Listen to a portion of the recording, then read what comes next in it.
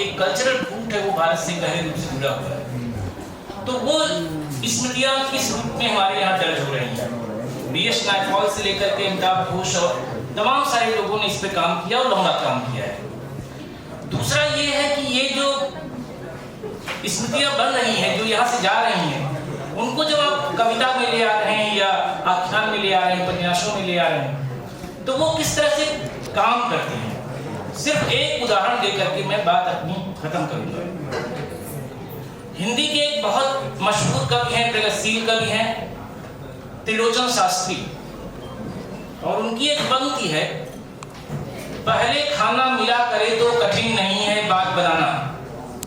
तो हम लोग भोजन के उस संध्या स्थल पर हैं, लेकिन उनकी एक बहुत मशहूर कविता है, चंपा काले काले अक्षर नहीं चीनती। इस कविता में एक शहर का जिक्र है। शहर की भी अपनी स्मृतियां किस तरह से बनती हैं, आप इस कविता के माध्यम से देखें। उसमें शहर है कलकत्ता। चंपा एक बच्ची है और बच्ची लगभग 10-12 साल की बच्ची, बिल्कुल अबोध। त्रिलोचन जी की मुलाकात होती है और उस पर एक छोटी कविता वो लिखते हैं। और प्रसंग ये है कि वो बिल्कुल पढ़ना लिखना नहीं जानती, तो वो लिखते हैं कि चंपा काले काले अक्षर नहीं चीनती, यानी कि जो अक्षर लिखा हुआ उसे पहचान नहीं पाती है। और वो मेरे पास आती है तो काफी उद्धम वगैरह करती है। बातचीत के क्रम में त्रिलोचन जी ने कहा उस बच्ची से कि चंपा पढ़ लेना अच्छा है, गांधी बाबा की इच्छा है सब जन पढ़ना लिखना सीखें। उस बच्ची से ये कहते हैं कविता में, तो कहते हैं गांधी बाबा वो तो कितने अच्छे थे, पढ़ने लिखने की बात कैसे करेंगे। कविता में ये प्रसंग आता है, बच्ची कहती है कि पढ़ना लिखना, यानी पढ़ना लिखना बहुत कठिन काम है उसके लिए। तो फिर त्रिलोचन समझाते हैं आगे के प्रसंग में, मान लो जब तुम्हारा ब्याह हो गया, तुम गौने जाओगी और तुम्हारा बालम कहीं और चला गया, तो कैसे उसे संदेशा दोगी, कैसे उसे चिट्ठी लिखोगी। इसलिए चंपा पढ़ लेना अच्छा है। इतनी बात होती है कविता में। और उसके बाद उस बच्ची का जो उत्तर आता है वो दिलचस्प है। उसने कहा, मैं अपने बालम को संग साथ रखूंगी, कलकत्ता में कभी न जाने दूंगी, कलकत्ते पर बजर गिरे। ये कविता यही समाप्त होती है। ये जो बात मैं बता रहा हूं कि कलकत्ते पर बजर गिरे, ये कैसे, ये कविता कहां से फूट रही है। कविता और उपन्यास के बारे में कल भी मैंने चर्चा की। कविता में दरअसल क्या है, लॉरेंस डरेल का बड़ा मशहूर वाक्य है कि कविता में सत्य को संकेतित किया जाता है, कहा नहीं जाता, क्योंकि कहने से बात बिगड़ जाती है। ये जो कलकत्ता है, ये समूचे अवध से लेकर के भोजपुरी बेल्ट तक, यानी कि आप लखनऊ से ले लें और ब्रजभाषी क्षेत्र से थोड़ा पूरब लेकर के पटना तक चले जाए, इसके बीच में जो कलकत्ता का एक मिथक बना वो ये था 1850 से लेकर के 1900 के बीच में, कि कलकत्ता जो आदमी गया वो लौट करके आसानी से नहीं आया। और इसके बारे में अनेक कथाएं गढ़ी गई। उनमें से बहुत सारी इस तरह की भी बातें आई कि वहां की स्त्रियां जादू टोना जानती हैं, वो पति को कुछ भेड़ा बना सकती हैं, मक्खी बना लेती हैं, और कुल मिलाकर के तमाम सारे गीत वहां पर उपजे। उसी से उपजा हुआ ये भी गीत है कि रेलिया न बैरी जहजिया न बैरी, ई पैसवा बैरी हो, संयक लई गई विदेशवा, ई पैसवा बैरी। तो ये जो कॉन्सेप्ट है 1850 से 1900 के बीच में, ये बहुत महत्वपूर्ण है कि कलकत्ता गया आदमी और लौट करके नहीं आया। और कलकत्ता एक ऐसे मिथ में बदलता गया जिसकी चर्चा प्रायः जो है उपन्यासों में और कविता में होती रही।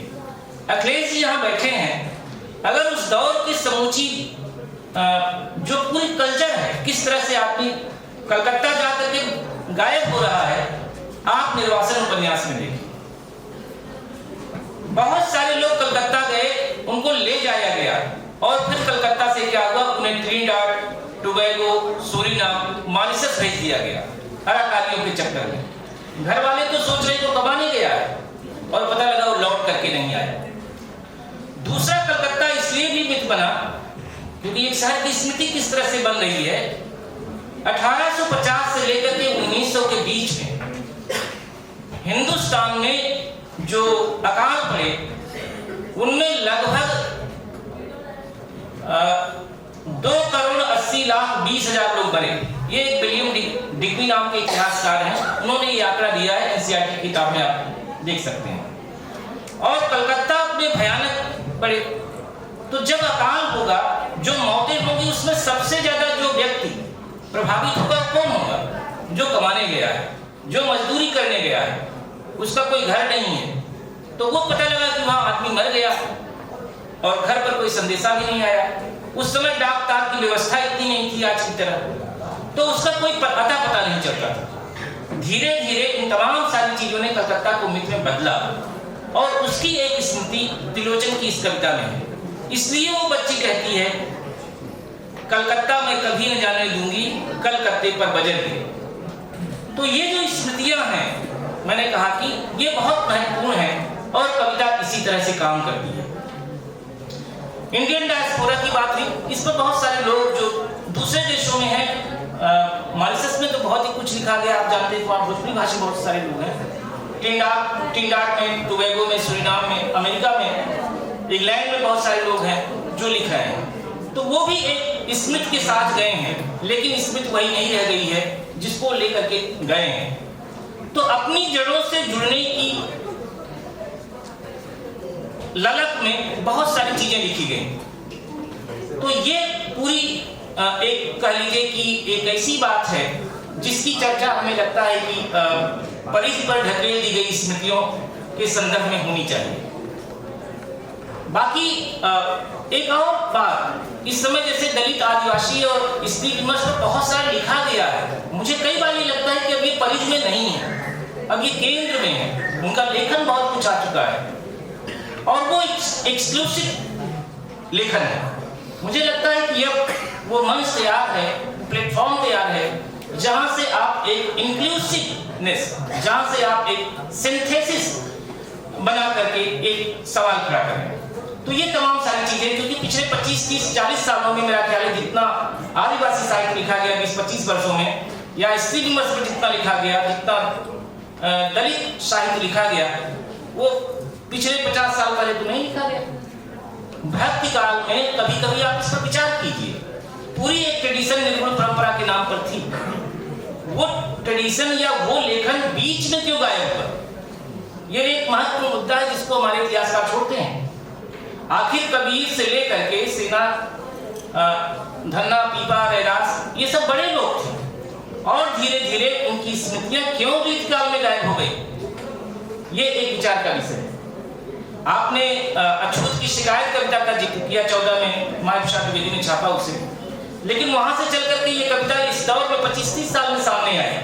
तो ये जो बीच का साल है 1914 से पहले और 1700 के बीच का जो समय है, ये वही समय है जब अंग्रेज एक औपनिवेशिक शासन इस देश में आ रहा है।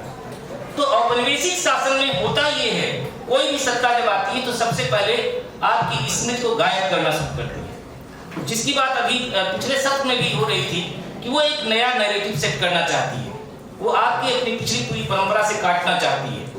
तो ये तमाम सारे सवाल हैं जिस पर विचार करने की जरूरत है और मैं बहुत ज्यादा समय न लेते हुए बस अपनी बात को यहीं समाप्त करता हूँ। धन्यवाद।